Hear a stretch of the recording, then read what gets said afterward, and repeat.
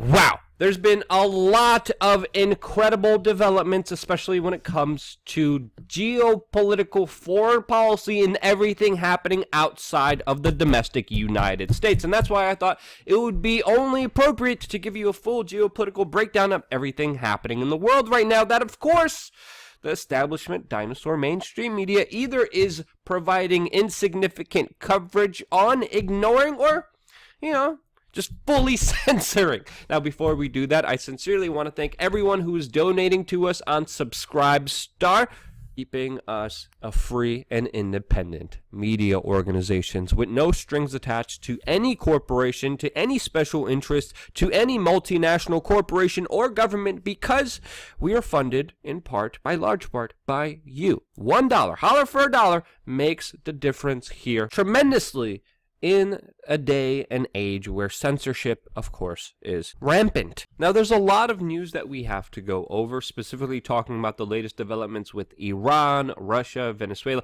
This is going to be a very focused video, specifically on American foreign policy. But outside of those stories, another very significant story just unfolded right now as the Hong Kong political leadership has actually delayed a very controversial Chinese extradition bill that was supposed to be passed through its legislative house body. Now, the main story here is not just about this extradition bill or the changing relationship as China is getting more influential over, of course, Hong Kong, but the main story here that a lot of people are failing to connect the dots on is that it was mainly peaceful demonstrations, protests, people coming together into the streets to make a change that a government was dead set on making. And they couldn't make those significant changes to the way of life through, of course, the political process because the people saw it as a very unpopular opinion. They raised their voice about it, and their voice has been heard, and it actually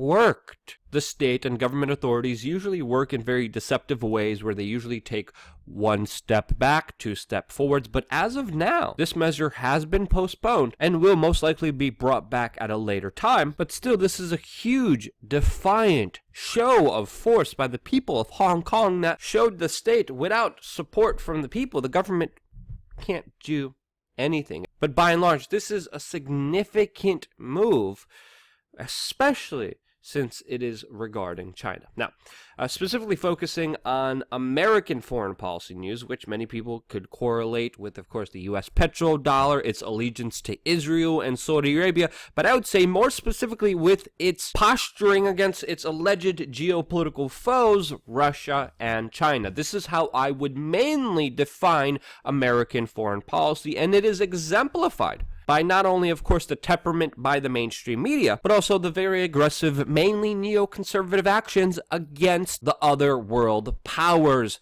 that we exist with. And this is why even some strategists have even come to write publications like this that are entitled, "Is the U.S. Preparing for War with Russia?" And even just yesterday, the U.S. intelligence agencies came out and said that yes, Russia is creating and developing more, quote, advanced nuclear arms, which of course the Russian foreign minister responded with by saying those are just, quote, crude provocations. And, my personal opinion, and this is just my personal opinion, I think we should be extremely skeptical of intelligence agencies that have been caught lying to us time and time again, getting us into pointless, useless wars for the pure sake of profit, money, and control.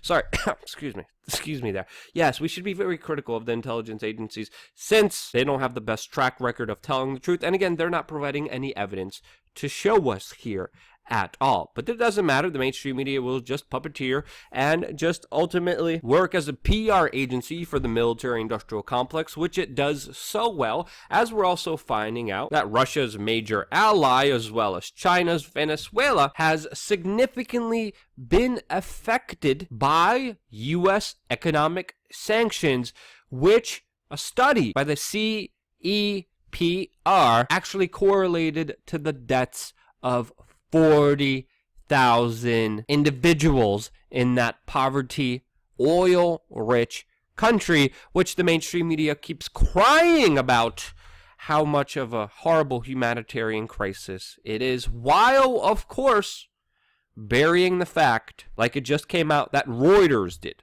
this is Reuters, by the way, who buried the fact for over a month now that some of the humanitarian deaths in Venezuela are actually coming directly because of U.S. economic sanctions. This is also the same country that the mainstream media had a whole PR campaign along with Secretary of State Mike Pompeo and National Security Advisor John Bolton to, of course, have a intervention in by the U.S. military. And now Pompeo looks like he has moved on to, of course, Iran, setting his sights, and immediately, without any shred of evidence, without any documentation, without anything, nada, zilch, nothing, came out and automatically blamed Iran for, of course, an attack that happened on 2 oil tankers in the Gulf of Oman, with even U.S. officials going as far as to say that Tehran is trying to interrupt the flow of oil, which, if you actually scratch your head around,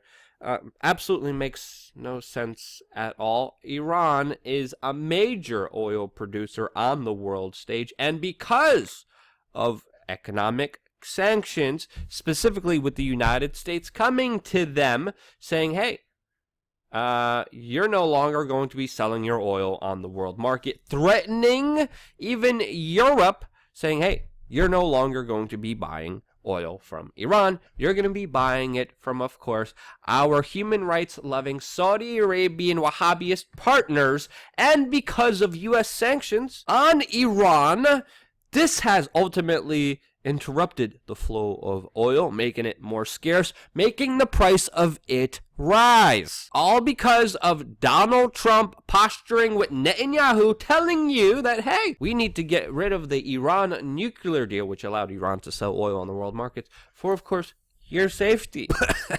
So in my opinion, that explanation is absolutely backwards. And of course, we're not even hearing how the United States and Iran were part of the, quote, rescue effort.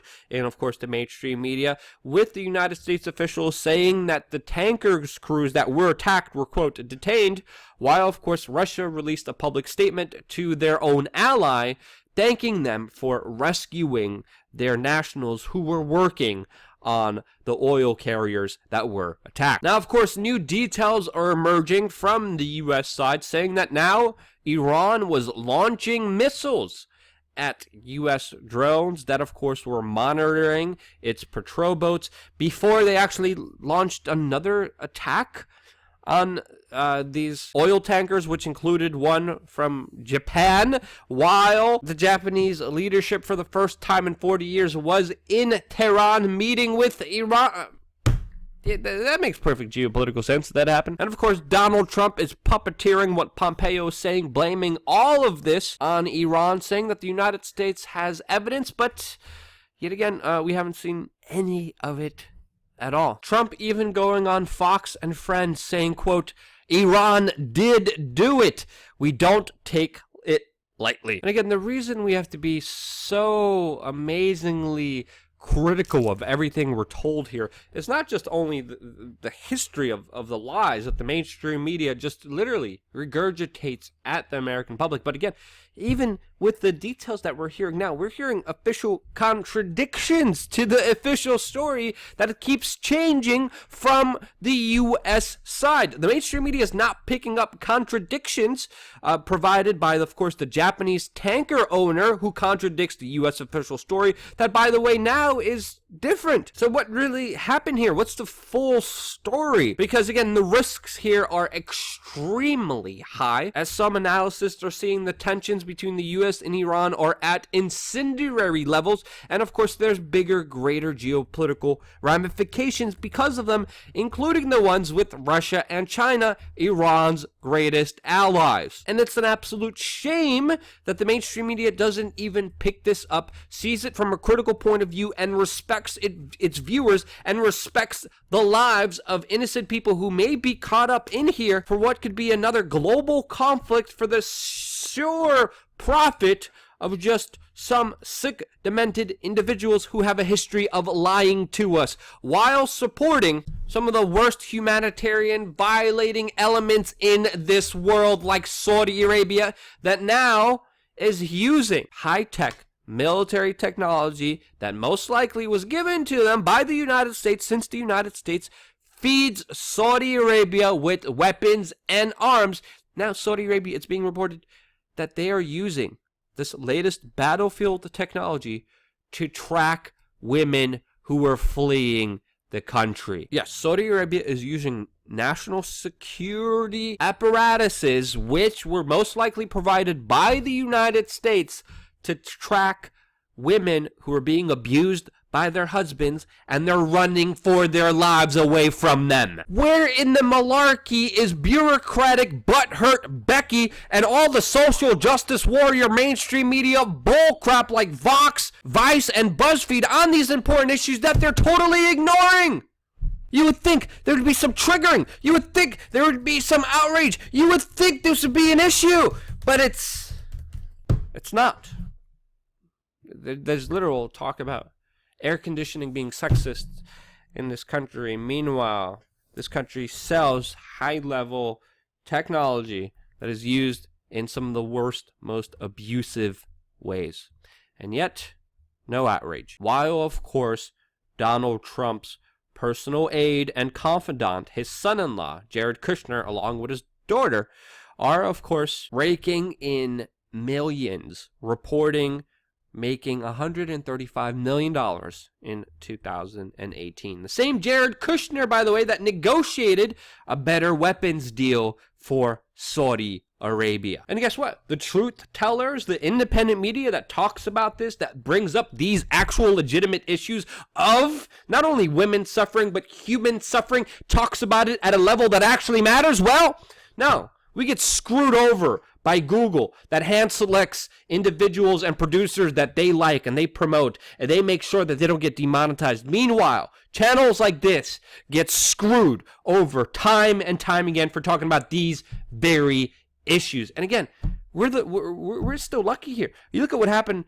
Look what's happening with Julian Assange. That's literally getting extradited for publishing information that made the military-industrial complex state look bad. Look what's happening to him. He is barely surviving in jail right now, going through an entire ordeal of the U.S.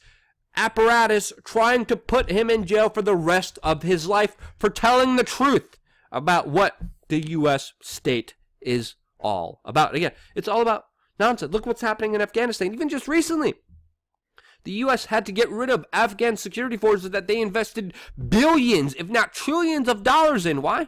Because of more friendly fire incidences and accidents and incompetence that shows you how these wars are just absolutely pointless and useless. They are there for the pure profit and satanic. I would even say, this is again my opinion. I don't know how else to describe them other than Luciferian, idiotic, stupid nonsense that sadly a lot of people are afraid to criticize because their channels are going to get demonetized. Not here, because of course we're supported by you. But again, there has been no repercussions for the people in our society that lie, that tell the most fake news, that spread the most hate, that try to cause actual wars, actual death, actual human suffering. Those people who have caused all of those of course are not being held accountable by Google, that wants to stop bad speech and of course is begging the U.S. government to even become bigger and more powerful so they could build the future. And of course, the U.S. government, of course, Donald Trump, they're not going to do anything about it since they cooperate and work together on a lot of these disastrous, dangerous projects that will have severe ramifications on human life. So if you know a butthurt, bureaucratic Becky social justice warrior, make sure you send her this video so she could actually understand what she actually legitimately should be outraged about. And again, I can't stress this enough. You guys don't understand. Like we're under direct assault and attack for literally reporting on information, geopolitical updates that are extremely important for everyone to understand. And yes, literally, just $1 makes the biggest difference in the world for us. And if just each one of our viewers gave $1 a month, this will change the game and allow us to survive and make sure that we are not completely eviscerated, deleted, censored, and blacklisted for simply speaking the truth. Once again, I'm only here because of you. Thank you so much for watching. We are Change. Stay tuned for more.